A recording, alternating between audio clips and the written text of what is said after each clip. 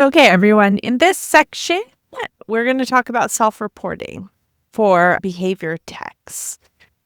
So what is self-reporting? It's a process where you notify the BACB about certain events that may impact your certification or your ethical standing. It's essentially self-reporting an ethical violation or something that may affect your ability to work. Everyone with a certification must report these events. It helps us maintain the integrity of the profession, ensures public protection, and complies with the rules. There's a lot of things that happen to a person that only they know about, and so other people can't report it, right? We all should be reporting our ethics violations. It should be something that we reflect on, realize, and then report. There's lots of things that nobody else will know, but you need to report these things. The big ones are criminal charges and convictions. And then discipline actions from other bodies are another big one. Physical or mental health conditions impacting your ability to practice, and substance abuse disorders impacting professional duties are all ethical violations. You don't want someone else to report this on you. The sanctions are going to be more severe than if you self-report in a timely manner. You have to report any event within 30 days of your knowledge of the event. Failure to report can result in a violation of the BACB ethics code, possible suspension and revocation of your cert, and loss of trust and credibility within our field. So these are events that require self-reporting: criminal charges, convictions, or pleas. Any criminal charges or plea bargains, even if they do not directly relate to your professional work, you would need to self-report that to the BACB.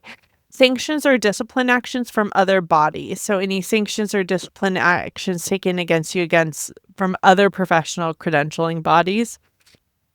I don't know, 5 credentials? Only one's with the BACB. I've never had anything against any of them for my school psych stuff. I would have to report that to the BACB.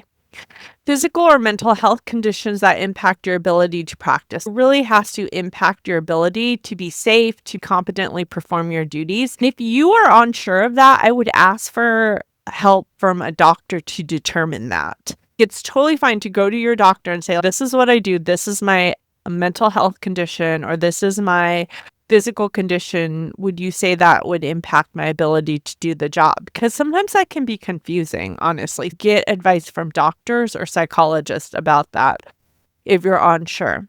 And then, big substance abuse disorders, of course. And then even like the small ones. I had someone ask me, what if I smoke cigarettes? Probably don't have to report that if you're addicted to cigarettes. It's not good for your health, and you should try to not do that, but it's probably not going to impact your ability to work. But if you have alcohol abuse, drug abuse, it sort of depends on the level. If it's a high level, it's going to impact your ability. And like most of the drug abuse situations are going to impact your ability. Ethical violations or termination. So if you get fired because of an ethical violation, you do need to report that. So examples, big one is DUI. I've had quite a few people have to report that. Unfortunately, I feel like it's kind of common in this society.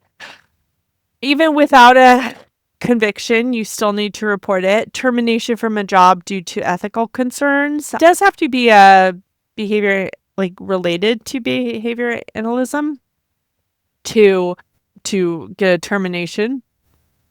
So if you get terminated from, I don't know, like your lifeguarding job, I think I always said, if it's ethical, you should probably self-report it. They're probably not going to do anything. Even like that lifeguarding job, it was for an ethical reason. But if it's due to something else and it's not related to ABA, then you don't need to report that. A diagnosis of mental health condition that will affect your work performance, or being placed on probation by another board or credentialing body.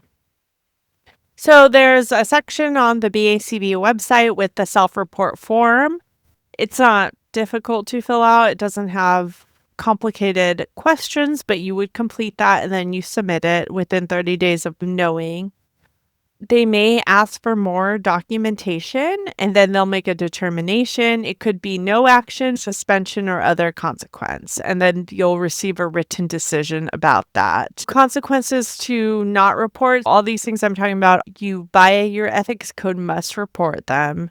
It's a violations of your ethics code, and so it could be suspension or revocation of certification. And so I've seen where someone else reports, and so that is one ethics violation, but failure of self-reporting is a second ethics violation. So you'll have two ethics investigations going on at the same time, which is nothing anybody wants. They would notify your future employees, and there's a loss of trust and credibility within the field when we do that. Reporting health concerns. Amanda's diagnosed with a condition that affects her ability to focus and remain alert during sessions. They recommend a break from work. You would report that to the BACB. I would also put in any treatment recommendations that you're trying. Like if that's going on, we might be trying a stimulant or some sort of medication. So I would include that information. The things you're doing to fix a situation would be important.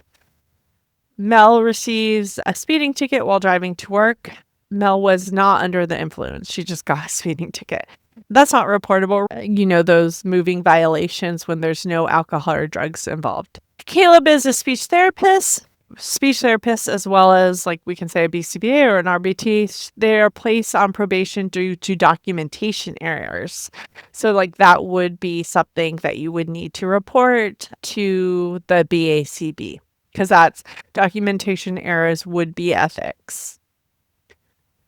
Riley has admitted to a substance use problem that interferes with her work performance. Occasionally, it might not be the person admitting it. A doctor sometimes tells you you have a substance use disorder. That would also be. If a doctor tells you that, you also need to report, or when you realize it yourself. Riley started a rehabilitation program to help herself, but that is a reportable disorder when she knows it or when she gets a diagnosis from a doctor or a psychologist, then within 30 days. Regularly check your BACB portal, set reminders to stay on top of reporting requirements, maintain records of anything you do report, be transparent with your supervisor, discuss any issues that may require reporting. And when in doubt, just report. It's gonna, if it's you didn't need to report it, it's gonna come back no action, and then nothing, no harm, no foul. You won't lose anything, nothing will change. It's better just to report so you don't get accused of not self-reporting. Don't bombard them with silly stuff. I've had a tech who reported different things. All of them I told her I didn't think she needed to report, and it was all no action for every single one. Don't get too anxious and do something like that. It won't hurt you, but it's better to keep that self-reporting clear for the true stuff. If you are unsure, you can always ask for help from a mentor or a supervisor, and then they'll give you advice on that, and you can take that advice. So understanding where this is all about how we self-report, about anything that may impact your certification, you need to know those reportable events. So within 30-day criminal charges, convictions, sanctions from other bodies like credentialing bodies, state licensure boards, mental and physical health conditions affecting practice, substance disorder, and ethical violations and terminations. You go to the BACB and you can do it you can log in or not. There's a way to do it logged in and a way to do it not logged in. Attach documentation and you submit it. Consequences of not reporting. Failure to report a violation of the ethics code can lead to suspension or revocation of your cert, loss of trust, and impact to your future employment. And your best practices is to kind of set reminders and be transparent with your supervisor, and when in doubt, report. So there's a lot of resources for this. They're mainly on the BACB website. There's a whole self-reporting section. I would read all of that. It's long, but it's great information. Ethics code is kind of where all the stuff you might want to self-report might be, or a lot of those. And then your supervisor or compliance department might also be a good resource for you to guide you in reporting.